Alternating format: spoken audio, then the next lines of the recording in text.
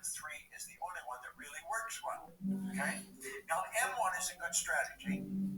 It's not a good strategy, but it's used by 96% of the population. Now, think about that for a moment. 96 out of every 100 people use this strategy, and it doesn't work. It's got a problem. It's called saturation. This is where people trade their time for money.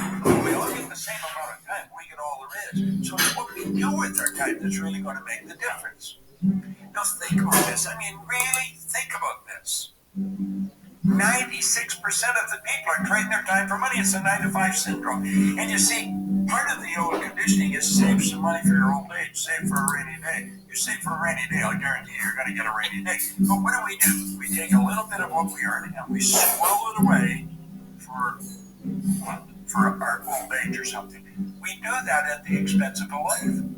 We never drive the car we want. We don't live in the house we want. We don't take the vacations we want. We do a clothes store. Walk into any clothes store, and I'll guarantee you the first thing they're looking at is the price tag. They're not looking for what they want. The last thing you should ask for is, what's this cost? Because you've made a decision you're going to get it, so you have to know how much to pay for it. And don't try and knock them down. Pay what they ask. Do the same thing. Charge what you want. Okay? Now, you see, trading time for money, there's a saturation. You run out of time. It's not a good strategy. Now, M2 is an excellent strategy, but it's only used by 3% of the population. You see, 3% of the population are following this strategy. It's where you invest money to earn money. Now, when you invest money to earn money, if you're good at it, you can earn some money. Some people are not good at it. They're working in the M1 strategy, and so they save a little bit, and they get risky, and they grow, and they invest. Investment. Like that, they lose it. I mean, say, well, this isn't any good. I'm not going to do this anymore. Well, if you're really good at it, you can earn money. But the M3 strategy is the one that you really want to focus on. It's used by 1% of the population. It spills over to about 3. 1% of the population earns 96%, 97% of all the money. How do they do this different? They set up multiple sources of income. They multiply their time by setting up multiple sources of income. Now, if you really want to win in a big way, that's how you're going to do it. It's so basic and so simple. Well, you can learn more about it, but you want to study it. You want to study it. Money. Multiple sources of income. Well, like that. MSIs. That's what the Procter Gallagher Institute really focuses on, helping people understand how to set up MSIs. We teach people to train people to set up MSIs. You see, there's no end to what you can do. There's absolutely no end to what you can do. But you've got to decide what you're going to do. You want to take one of these things in your hand and sit down and write out how you want to live. And it doesn't matter what it costs. You write it down, and then you only think of how to do it. And you set up multiple sources. Now, let's suppose you have never touched a computer in your life, and you're going to learn how to use the computer, how to work with it. It's going to take you a while. And the strange thing about computers, when you learn something, it leads you to learning something else, and then you learn something else. It's sort of like an evolution that takes place in your mind, and it's just not working. At least that's the way I've found it. Most of the people I know. But when you first start, I first started, I didn't even know how to turn it on. A guy named Rob taught me, and I'm sure that when he started to teach me, he thought this guy never going to learn how to use this thing. But he did learn how to use it, right?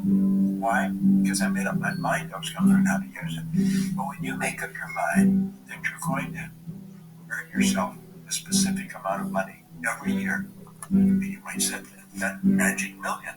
Anybody can learn how to earn $1 million. I believe I can teach anybody how to do that. There's a lot of people who can teach you how to do that. But you've got to decide you're going to do it. And if you don't decide you're going to do it, the odds of it happening are pretty slim. Is it going to happen overnight? No, nothing happens overnight like that. But over a period of time, let's say over 6 months, you're going to learn how to master this thing. You're going to learn how to set up MSIs. And after you learn how to do it, then you're going to start to learn how to multiply it. I read a story one time by U.S. Anderson, name of a book. He told a story about he and a friend of his were in a nightclub. There was guys spinning plates on the end of bamboo poles. You've probably seen it happen on television.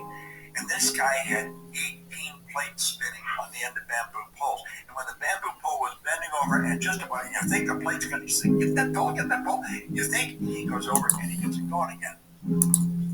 When they left the club, he says to his friend, wasn't it amazing how well he spun those 18 plates?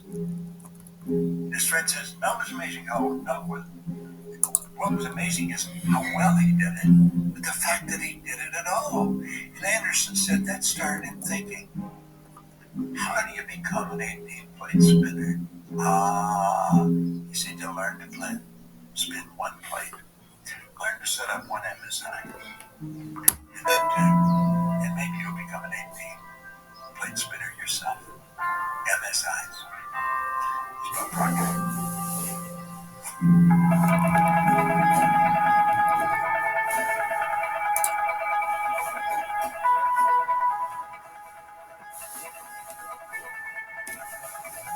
Check us out at ProctorGallagherInstitute.com for tips, tools, and resources.